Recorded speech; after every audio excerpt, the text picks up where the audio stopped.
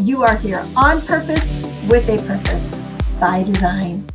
I am Pamela Hinkle, and I am so glad that you are here today. You are going to be so blessed because you are going to hear a story from an incredible woman who went from a victim mindset into a champion mindset. I am so excited to have with us today Joanna Kleier. Nice to have you here, Joanna. Welcome to the Thank you. podcast. Thank you. Welcome to the radio show. Go ahead. I'm interrupting you. Jump on in. Tell us all about who you are. Hi, it's so good to be here too with you, Pamela. Thanks for the invite and the opportunity. Hi, I'm Joanna Kleier. I'm a life coach, certified trainer, speaker, philanthropist. I am a president of the House of Helping Hands. I help domestic violence survivors and their children with job placement, job training, so that they can fend for themselves, provide for themselves, and not be under anyone's oppression, and live a free life and take their children out of stressful situations. So that's where I am now. But back in the day when my parents were young, my mom was 17, my dad was 23, and my father was in the military, and he had suffered PTSD from childhood as well as in the wars of Vietnam and Korea. And he struggled with PTSD, and my mom was a young girl, naive and innocent, and didn't realize what would happen to them due to the PTSD that my dad had suffered. Mm-hmm. And so my dad was a wonderful man, full of courage.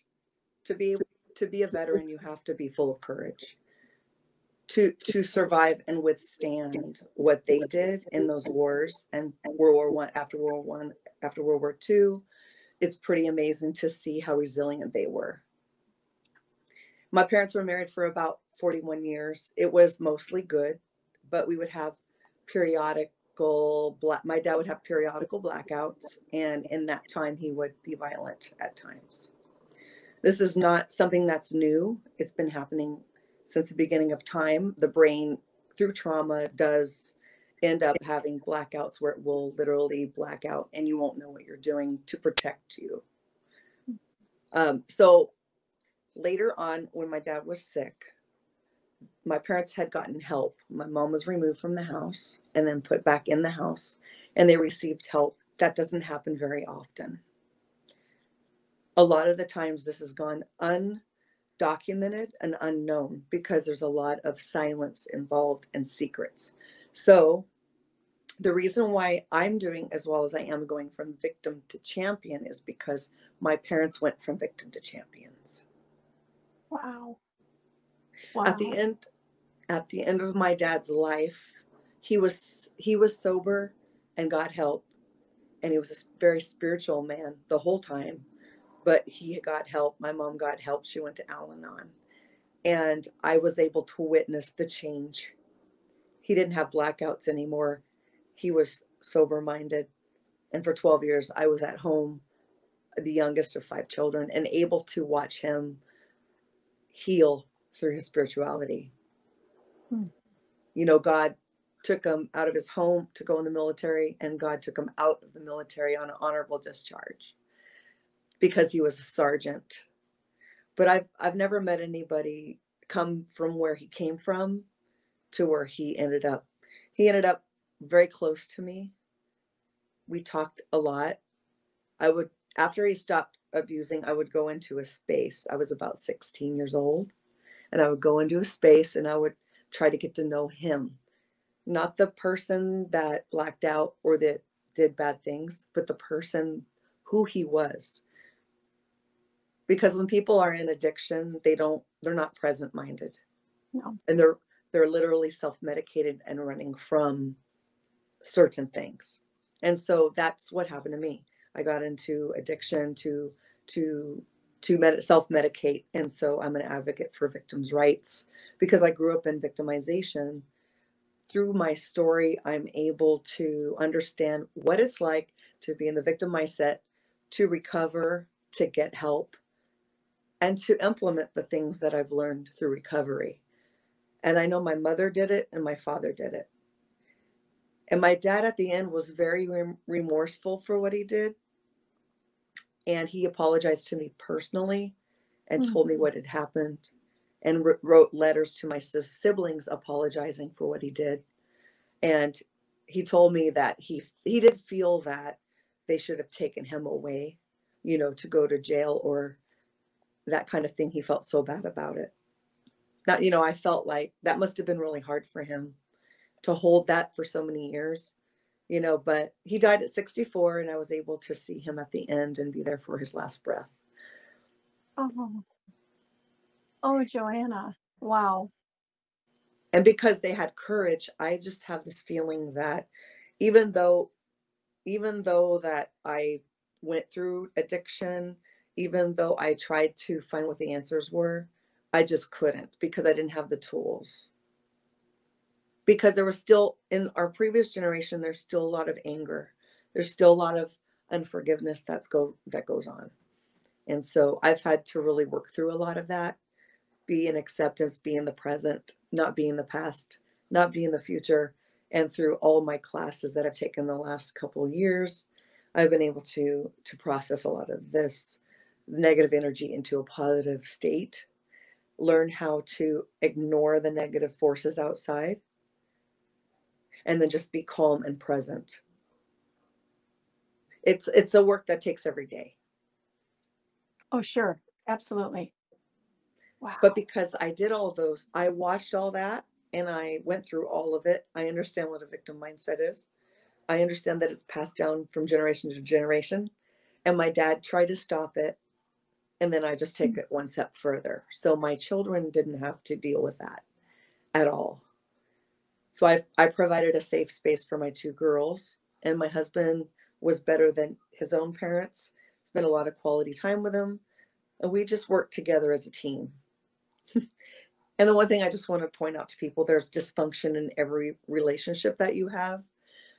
It's not perfect. And so we have to be not hard on others, but we need to change ourselves and how we respond. I read a book called The Success Principles with Jack Canfield that really helped me with understanding that I have to take 100% responsibility for my problems and not blame others. And this just through study and trial and error and falling and getting up and falling and getting up and never giving up.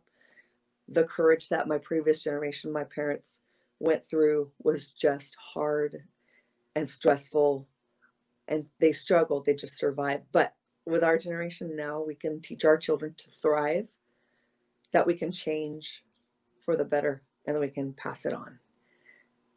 And my older daughter's 20, and she just moved out to go to the third year of college.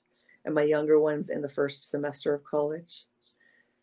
And what we need to do as a society is look back at what the changes that we have made and see how much better off our children are. Bravo. Oh, that is just beautiful. Oh my gosh. Can I ask you a couple of questions? Just kind of add on to that. I love what you said when you use this statement, silence in secrets. Can you unpack that a little bit for us? What does that mean? Yeah, well, in 2014, when I went into recovery, I was at my lowest, where, a lot of people end up, they had a lowest or a rock bottom. And at 2014, I had hit my rock bottom. I had actually realized that growing up, we make the best out of a bad situation. Our brains protect us through the fight or flight response. And what I learned is that we have a lot of shame and guilt. And they didn't talk about it, and they hid it. My mom used to actually send me outside a lot to play. And I know that the women in the 1940s and 1950s did drink a lot of alcohol and did hide, because if you hid, then no one knew. And so hiding was the way that you avoided feeling shame and guilt. And you would just shut down completely. And I was actually a recipient of that. My mom was in major denial. She lived to be 78 years old, and she felt with her position, she felt that she did the right thing by staying with my father. There's always good and bad in every decision, right? So if you leave, you have no parents at home, everybody's working, and you're going from home to home to home to home. It's very traumatic on children. In her situation, it wasn't always bad all the time. My dad went to work the whole time, was highly functional, and there was a lot of good qualities that he had that she saw. And she felt that if she could be there for us when we came home from school, if she later on did protect us by taking the abuse instead of the children, that was her way of dealing with it. And so she would send us outside a lot. So I have a feeling that she hid a lot. She had a lot of fear and shame and guilt. And she would even talk about she did the right thing. Me as a child of domestic violence, I really don't feel it was the right thing to do, but for her it was. And so I have to go into forgiveness about that. So there's things that come up when you're addressing certain issues. There's anger that has been shoved way down deep because of the silence. But because I went through exactly what my mother went through, I got triggered the same way she did by certain stimuli through the PTSD that I have. So if my husband gets excited about something, my body would literally react in the same response of fight or flight. And then like if the children were being reprimanded, I would stand right there. So there were certain knee-jerk reactions that I would do to protect my children. But in my situation, it wasn't like that. It wasn't like my previous generation at all. And so I was just go into protection mode. And so I was always in a response mechanism. And so was my mother. But through recovery and shifting the mindset, through listening to positive affirmations, motivation, listening to mentors that were positive, successful, and they also shared their story. Les Brown shared his story, and You Got to Be Hungry.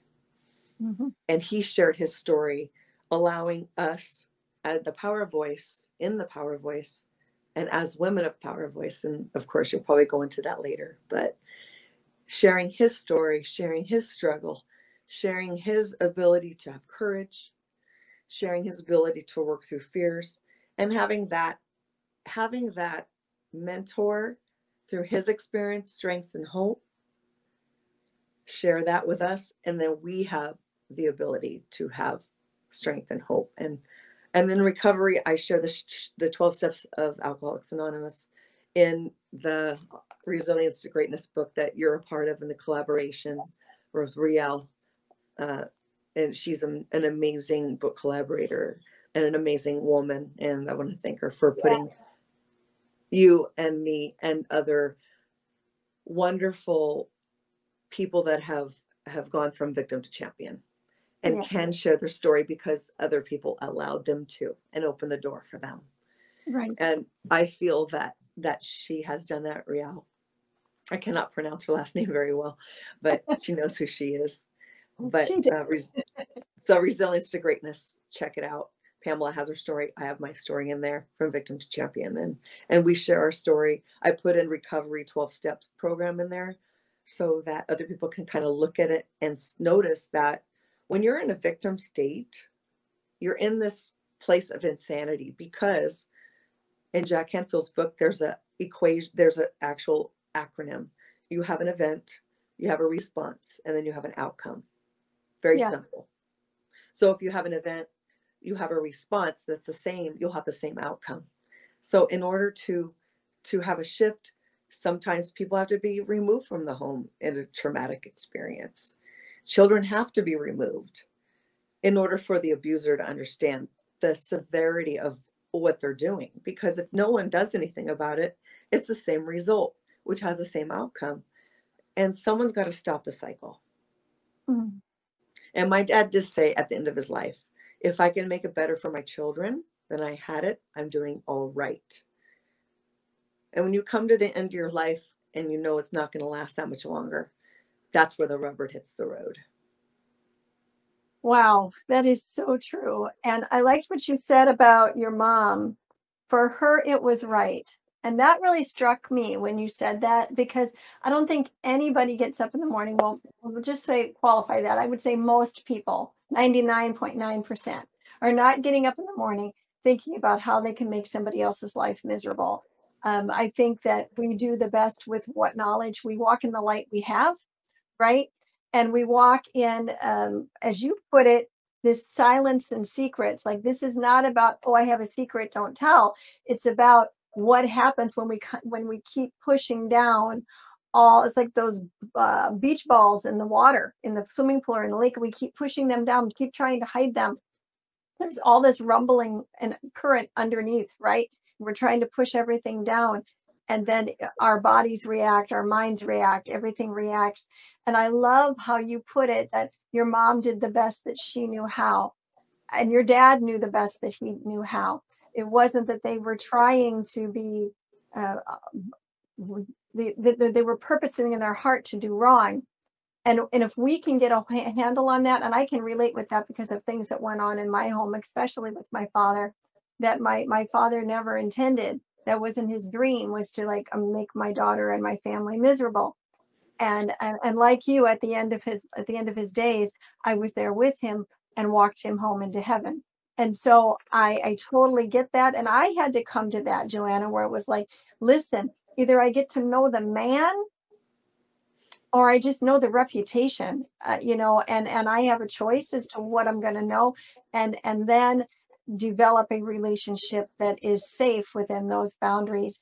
And that's a big step to have an awareness to arise to be able to truly forgive, and then see them, as I like to say, as heaven sees them, right? And that's what I'm hearing you say, is that you had to walk through your own journey, had to unpack some stuff, had to learn some things.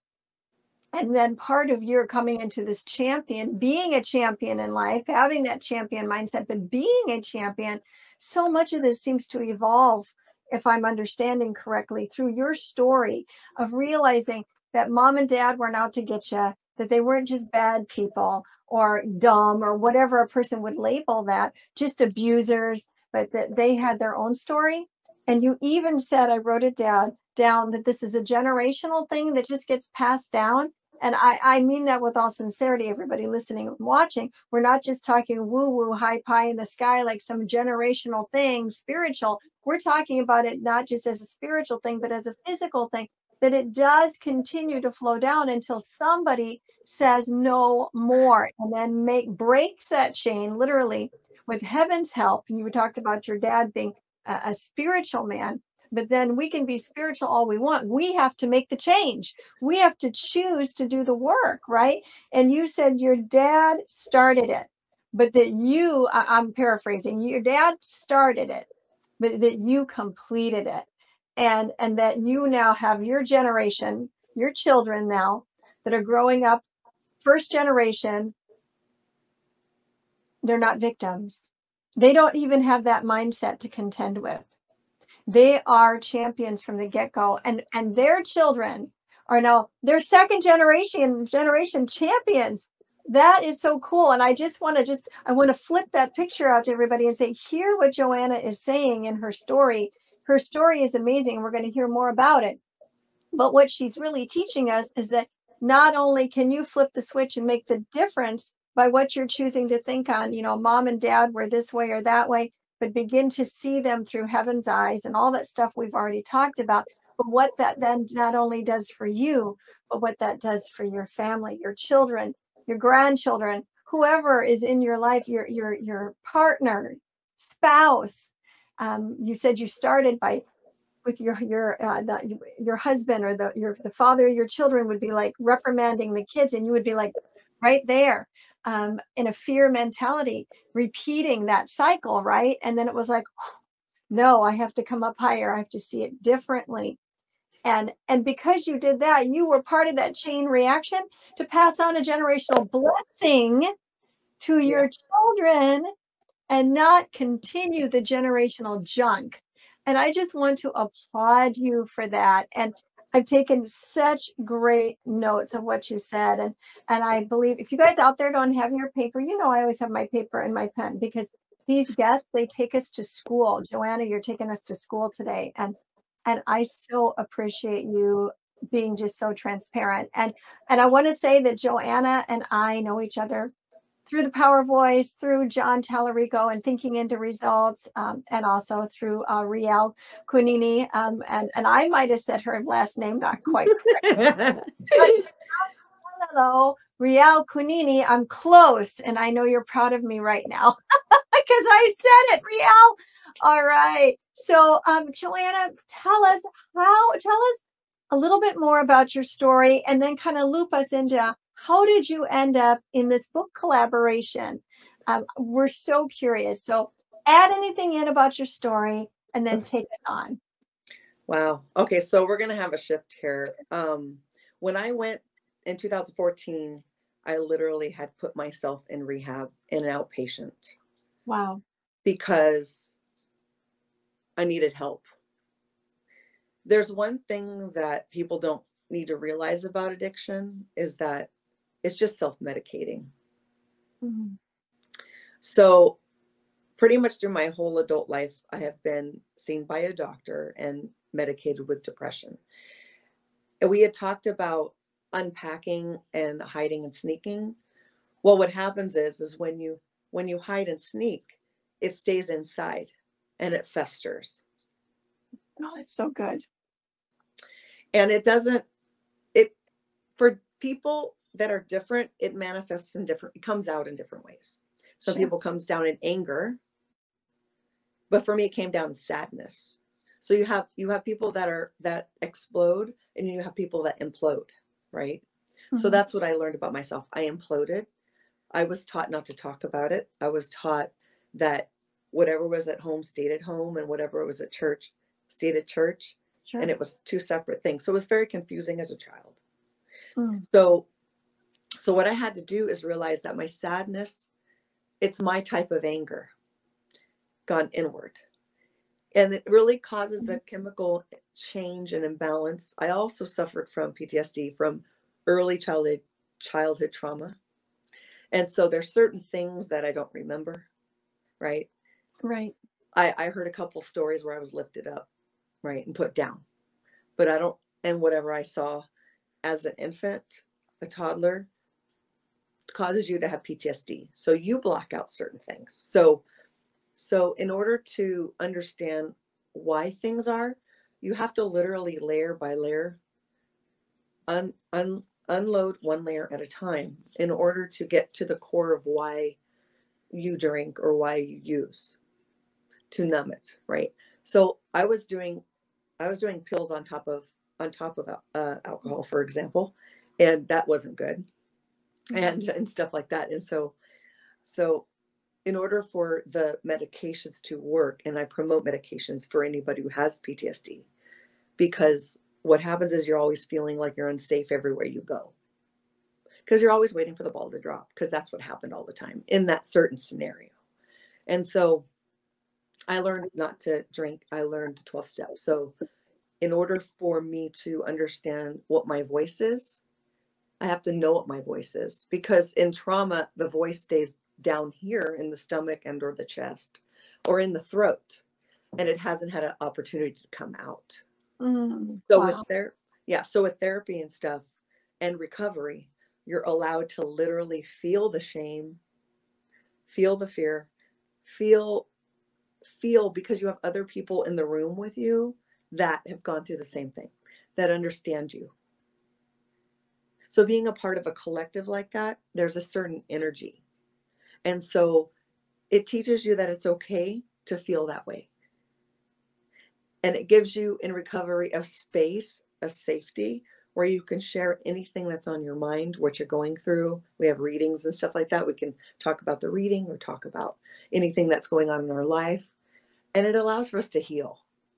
It allows for us to share our voice or have one. It takes a long time.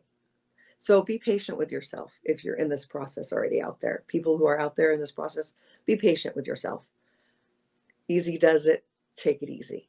And so I literally got off the addiction for 2 years.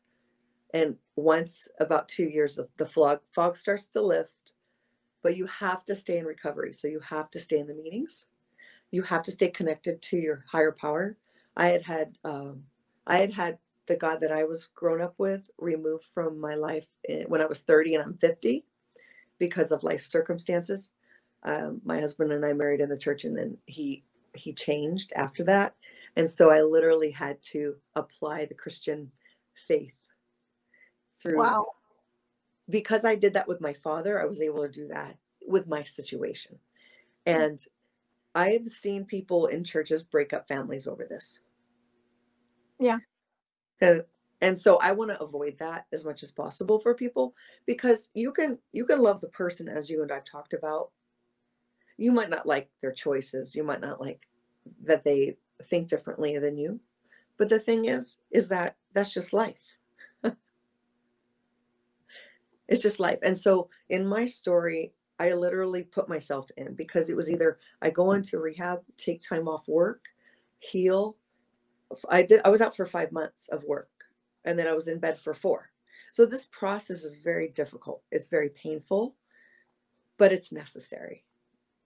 Yeah. So I just tell people, remove yourself from bad situations and just get help. Start at 12 step, get some help. That's what I did. And then through the years, I've done the program, right, for recovery. I've listened to positive things. Les Brown popped up on my YouTube, found Les Brown, decided that I was going to listen to him because he lifted my spirit. Mm-hmm. And then after that, I saw the ad for the Power Voice system. This was during COVID. And I'm like, I can't afford the money. No. Well, one day it was like, it came up again in the feed. And I'm like, okay. So I started listening to my intuition, because I followed a health expert by the name of Danette May. She taught me how to meditate, to do visualizations.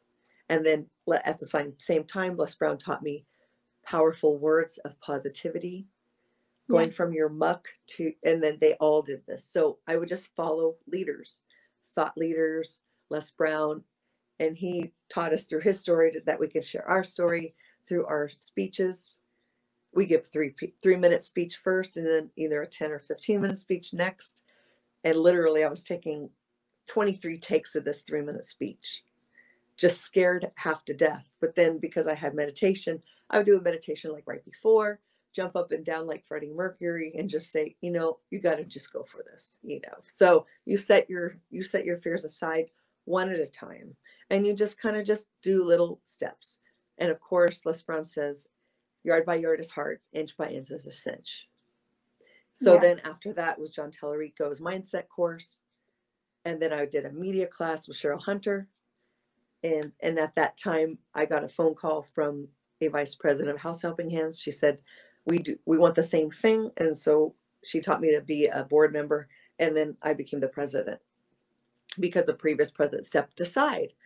And then after that, I started the Main Seed Consulting Group with John Uglu, where we bring people on and we make commissions and stuff like that. Bring people on, we give them a life coach certification. We train them how to give speeches.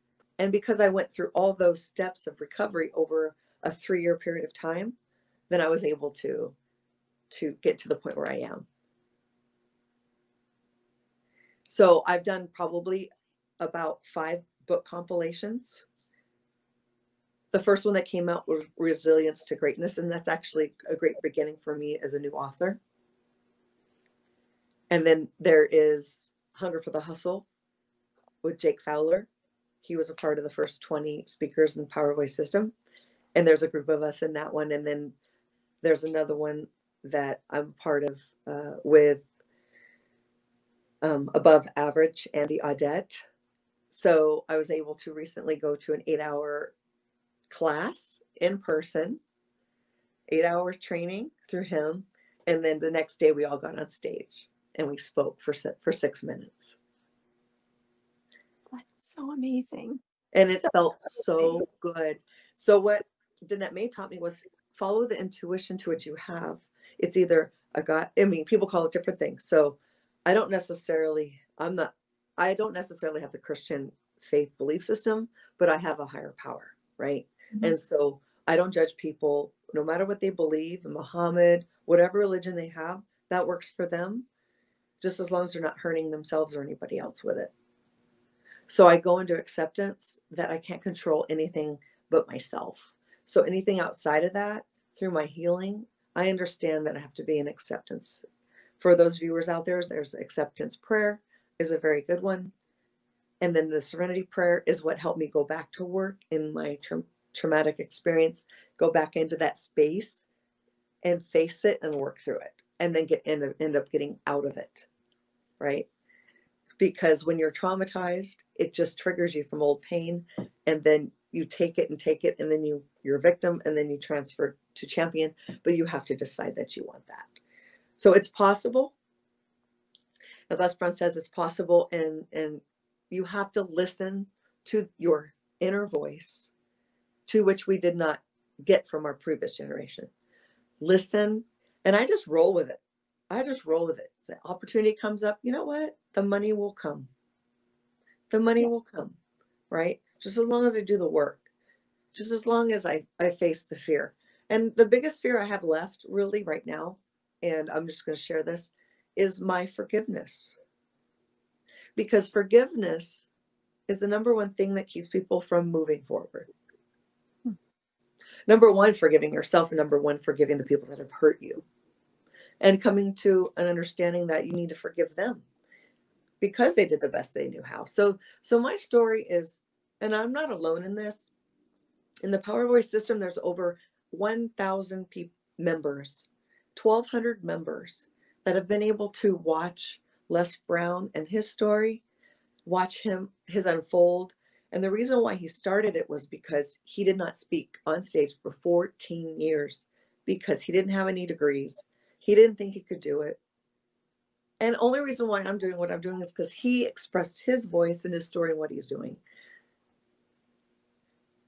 Lisa Nichols, Jack Canfield, Pamela, there's, and John Tellerico. The universe is speed, and we have to listen to our inner voice.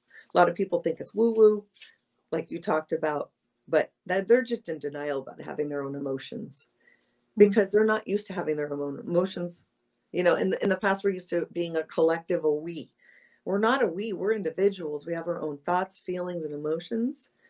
And in our previous, we were just like we. There's like no between the end of me, Pamela, and the end of you. There was just none of that. We were all clumped up into one group. That's not the truth. The truth is, we have our own thoughts. We have our own minds. We have our own hearts. We have our own wants. We have our own dreams. And it's not the other person's. And you have to learn to not listen to the outside world. You have to learn to listen to what your voice is telling you. Listen to what your story told you. Just listen. And then you can heal from there. You just have to be in tune. Instead of being triggered, you have to be in tune. And I learned that through Kristen Brooke because she wrote a program. There's a lot of people that take their pain and turn it into their passion. Yes. Yes. Oh, that is so good. I love that. Don't be triggered, be in tuned. I love that. And, Les Brown is our mentor, one of our mentors, and we just love him. And what was so passionate to me about Les was that he is a spiritual person. He is not ashamed to talk about his favorite book, which if you know Les at all, that's the Bible. And he talks about prayer services, and he talks about all that kind of thing. And he was not ashamed of it, just very bold about it, and talking about how and imparts that to others.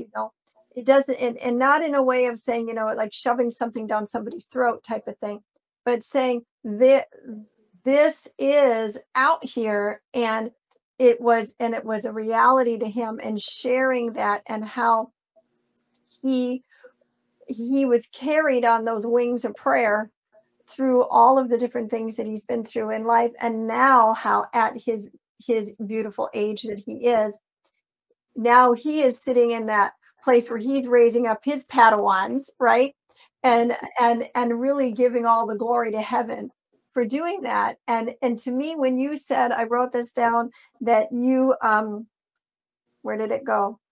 That you said that you had to apply Christian faith, or apply A spiritual. The spiritual. You had to apply it. And really, I think about that is what Les has done for all of us, that he's lived out applying it. And there's an actual scripture, because I'm a minister. And so there's a scripture that I think of when you were saying that, and it's in Ephesians, and it talks about appropriating your faith, walking it out. And so how it is so easy in religious circles, and I say religious just meaning, no, I don't mean it as like Lutheran or Catholic. I'm just saying where it's a do this, don't do this list, don't do, don't, this is it. And there's no freedom in there, that people can get boxed into a system, even within a church or a community of any kind like that. And then when you remove that, like you said in your life, you had that removed, that system removed, you had to learn how to appropriate faith. And I just want to shout that out to people in general that are listening and watching today, that it's you can't go to church because the church is in you. And that, as Les Brown has taught us, that if we can rely, we have to rely on something higher. And for me, that's God. You've heard what Joanna is saying for her. But what I'm saying to you is, to you as an audience today, is we have these higher mental capabilities. We have these faculties. We have all these things that are God-given, heaven-driven, and we can make a choice to live beyond the victim mentality. And Joanna, you have given just such richness here. And I love how I wrote this down, that forgiveness is number one. And how transparent of you just to talk about that. Like, forgiveness is number one, because it's so easy for us to say, I forgive, but we haven't unpacked or processed that. Like, forgiveness is an act of the will, right? Like, I can choose it before I might feel it. But to walk through that, and there's that word again, appropriate it, and let it unfold and unpack in our lives, to the place that whoever hurt you, you might not want to go have lunch with them. Maybe you do. Most likely you don't want to go hang out with them. But you really come to a place where, like you said with your dad, that you could just be with him at the end of his days, and there wasn't all of that silence in the secret anymore. And how you have learned to give voice to all these areas of your life, and acknowledge them, and turn them and be in tune with them, so they're stepping stones and not stumbling blocks. That is so amazing. And this is what you wrote about in the Resilient to Greatness book, which, by the way, I love that book. I'm part of that book, but I have read Joanna's story, and she is giving you some high points today. Her story is phenomenal, how she was led and how she was guided by heaven, and just the education that Joanna has to help people that are in those situations. And I want to know, since you've been a part of this, you brought your story and you're in this collaboration, and now you're on the other side of it. You're here today, you're out talking about the book, people are reading the book. How has that changed you? What has that done for Joanna? Well, it makes me want to write my own book. Yeah. It's like taking a bite of your favorite dessert, the first bite, and then you're like, wow, that's pretty good. I think I'll eat more. Mm-hmm. It's the thing about fears is that it's false evidence appearing real. So what I really learned is that I'm my worst enemy, and that I get in the way of my growth. Yes, me too. And it's once you start, it's like a domino effect. So once you start with one fear, you'll look back, wow, I got through that. Or even there's actually been 15 things that you've gotten through that you didn't even look at at all. I got through my childhood. I raised beautiful children. I've had a job for 32 years. Me personally, I've fallen, but I got back up. And you did all those things, and now you're helping people. it just opens the door to help other people know that they could do the same. And like I said, there's 1,200 of us. And there's a whole bunch of us doing a lot of good things with our gifts that we've been given. Putting programs together, podcasts like yours, everything that we can do to help more people around the world. And our leaders and our mentors paved the way for that. And even our generations, past generations, they have come a long way. I get a lot of people telling me it's really bad right now. Yes, it's bad right now. But when you're going through war or post-war and you're coming home, you know, they just brought our troops home from Afghanistan. These veterans are going to need help. We have been over there for many, many, many, many decades. Right. And, you know, everybody's got their own opinion about whether we should stay, whether we should go. You know what? My mother had to decide, should she stay or should she go? It's a hard decision to make, but someone has to make it. Right.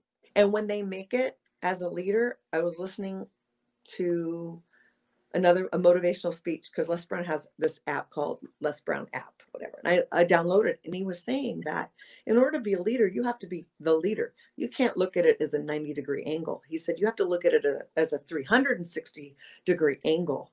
And you have to weigh everything in there before you make a decision.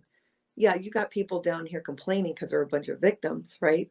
And they did tell us that the bottom is crowded, right? So we have to really change our thinking, and we really have to change how we do things, because if we keep everything the same status quo, we're going to have the same result. And it works for politics. It works for government. It works in our house. All these same principles that you talked about, spiritual, they still exist. Mm-hmm. Natural laws of the universe, they're still there. Energy is all around us. Right. When we're around a negative person, we feel negativity. It's just the way it works. It's science. And so I really have really taught myself not to even listen to family members, because that's what Les Brown said. You're going to have people that go against you. You try something new, they're not going to like it. I want to tell you guys out there in the general public, the people that don't want you to do it are the people that can't do it. They're literally projecting how they feel onto you, and you just can't receive that. And there's a quote, you probably know it more than me. It's like water on a duck's back, right? Yes, I love that one. It's a great one, because just because they don't think they can do it doesn't mean you can't do it. Right on. And I have listened to other people, what I can and cannot do for so long. I just got sick of it. And if they're okay with their life being that way, if they're okay doing what they're doing, that's fine. But it's not okay for you to tell me what I can and cannot do. Especially if I'm passionate about it. If the other person has a problem with it, I have to let that go. And I have to learn how to do that. I can't save the world. I can only save the people that want to be saved. Right? Right. So true. And the fear is what keeps people from doing that. And not everybody's courageous. There's a lot of scared people out there. And we share our story in these books so that they can understand that they can have an awakening, right? Yes. Have an awakening and a realization through other people that they can do it. It's gone on for centuries, since the beginning of time. Mentors, leaders doing the right thing and having a wonderful response and a wonderful outcome. And it happens in our lives, and it's happened in theirs too. But we fail to focus on the positive things. 85% of our thoughts are negative. So really, about learning a language, you got to repeat it over and over again. You're wonderful. I am awesome. I am grateful. You have to do that over and over again until you start believing it. Oh, that's so good. And I love that, because, it is so easy for our human little brain to go right down into the negative, isn't it? And it is a process to continue to bring it back like that fishing reel, roll it in, to be able to focus on the positive, just like a small child. Mom, watch, look at me, and then the earth and life, so to say, just starts to pale that out. And instead of accentuating the positive, right? And eliminating the negative, we can tend to do the opposite, which is only going to take a toll on our entire existence, isn't it? And so Yes. then what we have been put on this earth to do, we all have a purpose by design, not by default. We can end up struggling with that for so many years. And you're right, we're only responsible, I like to say, for our little world, and if all of us take care of our little world, we end up taking care of the whole world. But we have to just take care of that. And then that starts right here. The scriptures talk about first in Jerusalem, and then it goes out from Jerusalem, Samaria, all the way out in Jerusalem, Judea, Samaria, and the outermost parts of the earth, where our Jerusalem is our little self right here, isn't it? We take care of ourselves, and then we can go out to Judah, whether that's your marriage, your family, whatever. We can start then scoping out, and then the whole world can be set free, can be taught. And Mr. Brown taught us, and if you get a chance to sit at his feet, whether it is watching from a Power Voice video or it's joining Hungry to Speak or whatever, get involved with him. But he will teach you how to do it afraid. You've heard other people like Joyce Myers and Joel Osteen and Jack Canfield and so many others that'll say, being courageous doesn't mean fear-free. It means facing fear and breaking through that terror barrier, which is what I'm hearing Joanna say today. That's right. So powerful, Joanna. Well, before we wrap up today, is there anything else that you're like, yep, I didn't get a chance to touch on that? Please take advantage of this time here and do that. And then tell our viewers and our listeners how to find you. Okay. Well, since I help domestic violence survivors and I'm a child of domestic violence, I just want to send a message out there. You can remove yourself from an abusive situation. Find a friend, make a plan where you're going to go, pack a bag. I mean, you don't have to tell anybody where you're going except for that one friend, but don't take it, because you are beautiful and wonderfully made. And I just want to stress that. You might not feel it right now, but you're going to feel it because you want to, right? Because you have that choice. You don't have to stay in that space of victimization. You don't have to. And so I want to make sure that you guys understand that. You have the abilities. You need to just listen. Listen to your intuition, your higher power. Whatever you believe in, give it away. It's like a noose around your neck, or it'll sink your ship. You have to release it and let it go, what's not yours. And one of my sponsors told me, Joanna, remember one thing: keep your side of the street clean, because that's all you can control. And so don't stay. Especially when you have children, it's very important that you protect your children, because my daughter, in some ways with my addiction, had to address certain things with me. She wanted to work through her things, right? So I had to give her the space to do that. So I had to humble myself and say, I'm sorry if I put you in that situation.